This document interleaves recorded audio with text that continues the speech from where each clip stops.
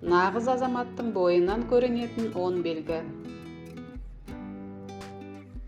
Бәріңізге сәлем. Құрметті оқырман, видео басталмас бұрын каналға тіркеліп, қоңыраушаға басып, қазақ арнасының дамуына өз үлесіңізді қосыңыз. Басы бос қыздармен әңгіме қылатын отбасылы келіншектердің құрбысына көбіне айтатын сөзі: осы саған дені дұрыс нағыз ер азамат жолықса екен, өмірің жақсарып шыға келер еді, деген сипатта өрбиді. Ал енді дені дұрыс ер азамат дегеніміз кімдер? Дені дұрыс ер азаматтың қандай белгілері немесе ерекшелігі бар? Бұл сұрақтардың жауабына психолог мамандар төмендегідей сипат беріпті. Нақтырақ айтқанда 10 белгісін атап өтіпті. Мұны сіздер де біле жүріңіздер, құрметті оқырман қауым. Бірінші белгі: нағыз ер азамат өз бойындағы қорқыныштарын жеңе білуі қажет. Әрине, жігіт адамның рухы да, дене күші де мықты келетіні рас. Сөйте тұра кейде болмашы нәрсені қорқыныш етіп алатындары бар.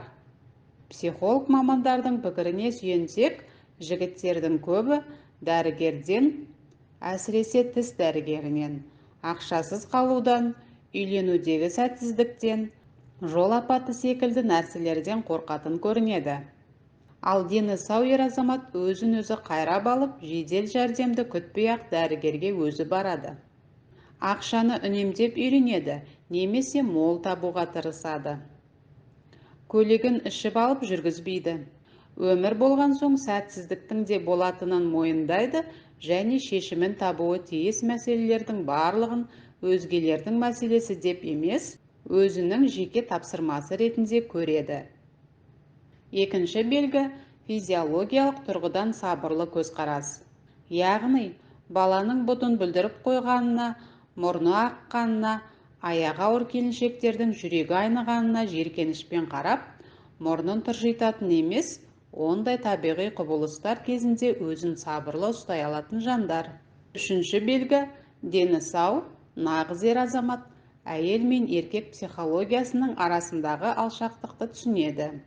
Олар әйел баласының сезімге еліткіш, адам баласының ойына келмейтін нәрселерді қиялданатынын түсінеді. Және табиғат жаратқан сол күйінде қалуында мүмкіндік жасайды.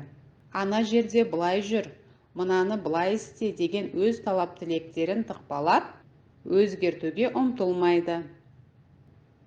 Әйел мен ер азамат арасындағы қарым-қатынастың ғажабы да екеуінің екі түрлі болуында екенін түсінеді. Әйел мен еркек бірдей ойлап, бірдей болатын болса, онда өмір мән мағынасыз, қызықсыз болар еді. Төртінші белгі: ер жігіт өзінің әр уақытта не қалайтынын нақты білуі қажет. Менің қазір қарным ашып тұр, мен қазір ұйықтауым керек, қазір шаршап тұрмын, 1 сағаттан соң жұмысқа баруым керек, тағы басқалары деп шешті ма, дәл солай жасау, яғни айтты ма, айтқан сөзді нақты орындау. Мұндай адамдар өмірдегі кез келген жағдайдан дұрыс шешім тауып шығып кету үшін тез ойланып, ертерек әрекет жасайды және олардың тура жолдан шығуы сирек кездеседі. Бесінші белгі: ақшаны жарату мен үнемдеуде ақылға қонымды, орынды шешім таба білетін жан. Керек кезінде көмектеседі. Қажет нәрсе үшін ақшасын аямайды. Қажетсіз дүниелерден өзін аулақ ұстайды. Әрі өзгелерді де сақтандырады. Мұндай жандар құмар ойындар мен сапасыз ішіп-жемге орынсыз шашылуды ұнатпайды. Алтыншы белгі: өтірік айтпайды. Отбасына, табысына, достарымен кеткен, келген, қайда болғаны жөнінде өтірік айтпайды. Мұндай жандар о бастан шындықты айтып, өтіріктен туындайтын дау-жанжалдан аулақ болады. Жетінші белгі: үнемі дау-жанжалдың арасында жүретін жандардан бойын аулақ ұстауы. Өз тарапына айтылған айқайдан кейін нағыз жігіт бірінші кезекте айқайлаушының аузын жабады. Яғни сол жерден айқайлатпай тоқтатады. Екінші кезекте нақты не мәселе екенін түсініп алады. Үшіншіден, аталған мәселені шешеді. Қандай жолмен шешетіні мәселеге байланысты.